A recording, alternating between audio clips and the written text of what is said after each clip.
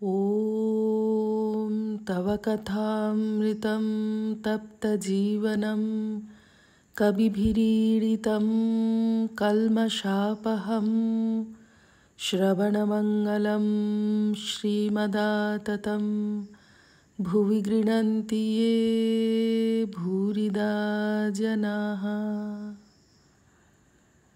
বরাহনগর মঠ, 21শে ফেব্রুয়ারি 1887। নরেন্দ্র গঙ্গা স্নান করিয়া মঠে ফিরিলেন, হাতে ভিজে কাপড় ও গামছা। সারদা এতক্ষণ সমস্ত গায়ে মাটি মাখা, আসিয়া নরেন্দ্রকে সাষ্টাঙ্গ হইয়া নমস্কার করিলেন।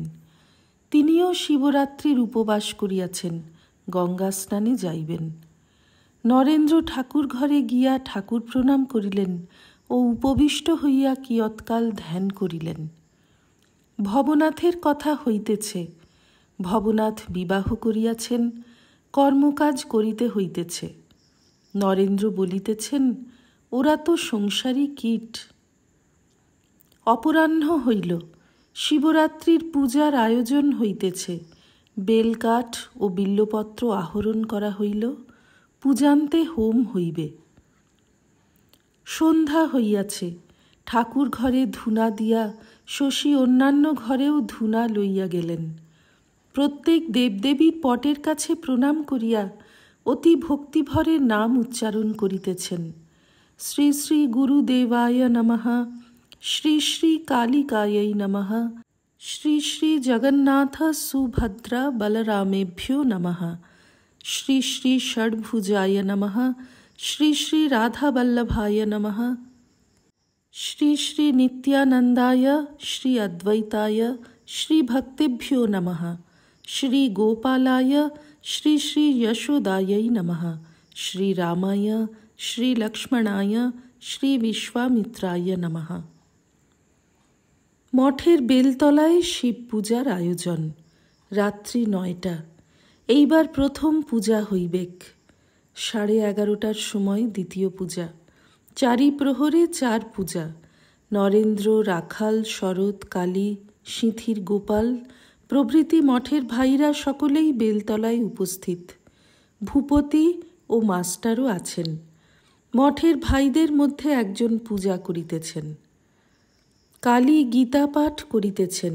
সৈন্য দর্শন, সাংখ্যযোগ, কর্মযোগ। পাঠের মধ্যে মধ্যে নরেন্দ্রের সহিত কথা ও বিচার হইতেছে। কালী: আমিই সব, আমি সৃষ্টি স্থিতি প্রলয় করছি।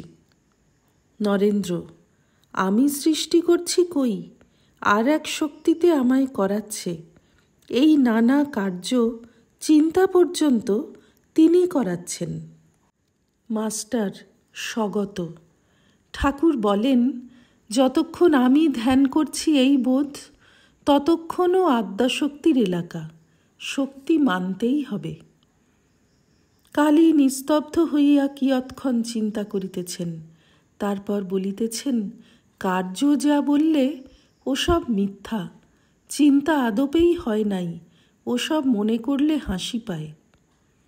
নরেন্দ্র: সোহম বললে যে আমি বোঝায়, সে এ আমি নয়। মন দেহ এসব বাদ দিলে যা থাকে, সেই আমি। গীতা পাঠান্তে কালী শান্তিবাদ করিতেছেন। শান্তিহি শান্তিহি শান্তিহি।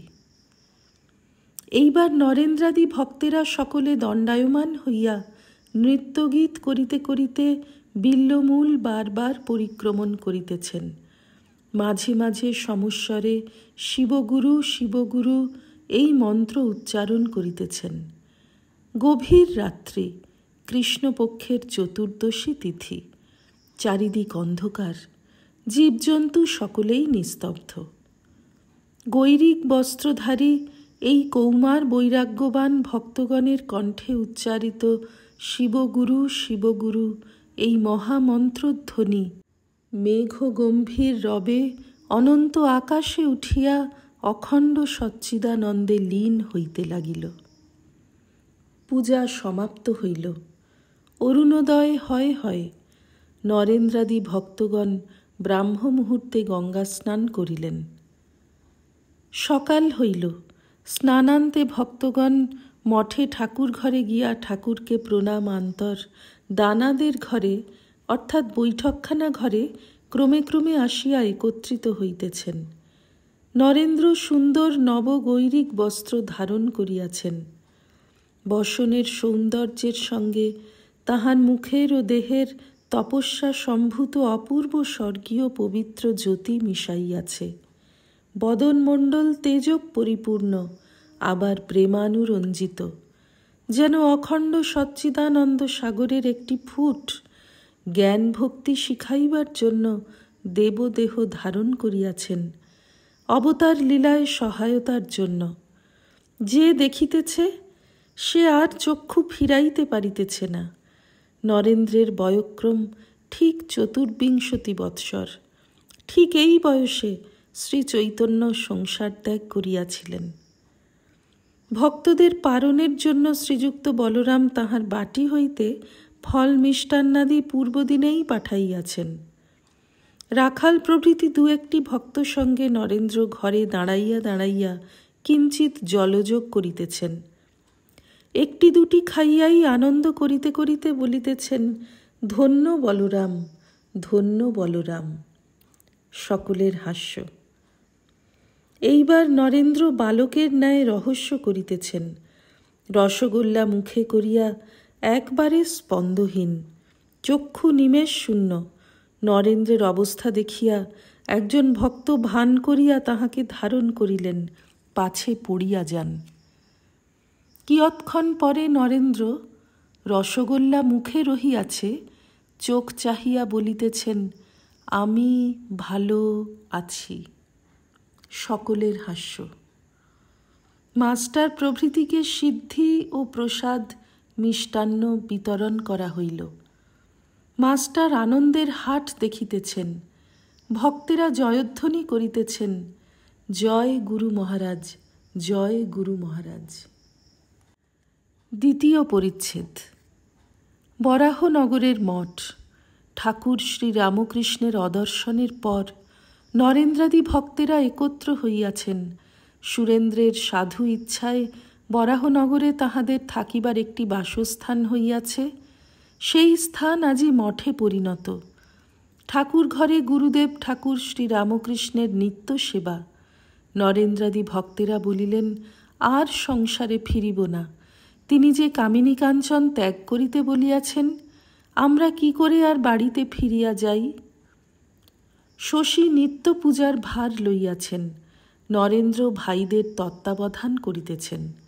ভাইরাও তাহার মুখ চাহিয়া থাকেন। নরেন্দ্র বলিলেন, সাধন করিতে হইবে, তাহা না হইলে ভগবানকে পাওয়া যাইবে না। তিনি নিজে ও ভাইরাও নানাবিধ সাধন আরম্ভ করিলেন। বেদ পুরাণ ও তন্ত্র মতে মনের খেদ মিটাইবার জন্য অনেক প্রকার সাধনে প্রবৃত্ত হইলেন। কখনো কখনো নির্জনে বৃক্ষতলে, কখনো একাকী শ্মশান মধ্যে, কখনো গঙ্গা তীরে সাধন করেন। মঠের মধ্যে কখনো বা ধ্যানের ঘরে একাকী জপ ধ্যানে দিন যাপন করেন। আবার কখনো ভাইদের সঙ্গে একত্র মিলিত হইয়া সংকীর্তনানন্দে নৃত্য করিতে থাকেন। সকলেই, বিশেষত নরেন্দ্র, ঈশ্বর লাভের জন্য ব্যাকুল। কখনো বলেন, প্রায়োপবেশন কি করিব? কি উপায়ে তাহাকে লাভ করিব?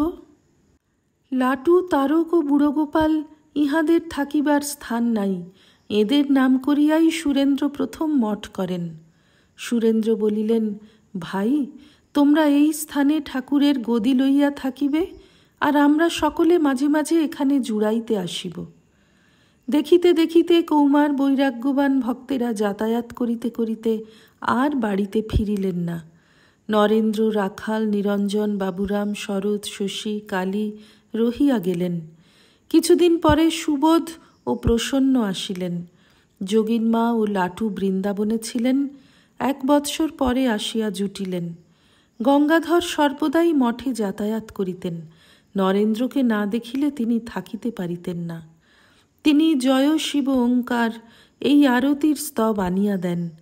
মঠের ভাইরা ওয়া গুরুজি কি ফতে এই জয় জয়কার ধ্বনি যে মাঝে মাঝে করিতেন, তাহাও গঙ্গাধর শিখাইয়াছিলেন। তিব্বত হইতে ফিরিবার পর তিনি মঠে রহিয়া গিয়াছিলেন। ঠাকুরের আর দুটি ভক্ত হরি ও তুলসী নরেন্দ্র ও তাহার মঠের ভাইদের সর্বদা দর্শন করিতে আসিতেন। কিছুদিন পরে অবশেষে তাহারা মঠে থাকিয়া যান। ওম নিরঞ্জনম নিত্যমনন্তরূপং ভক্তানুকম্পাধৃতবিগ্রহং বৈ ঈশাবতারং পরমেশমিড্যং তং রামকৃষ্ণং শিরসা নমামঃ। শ্রীরামকৃষ্ণার্পণমস্তু।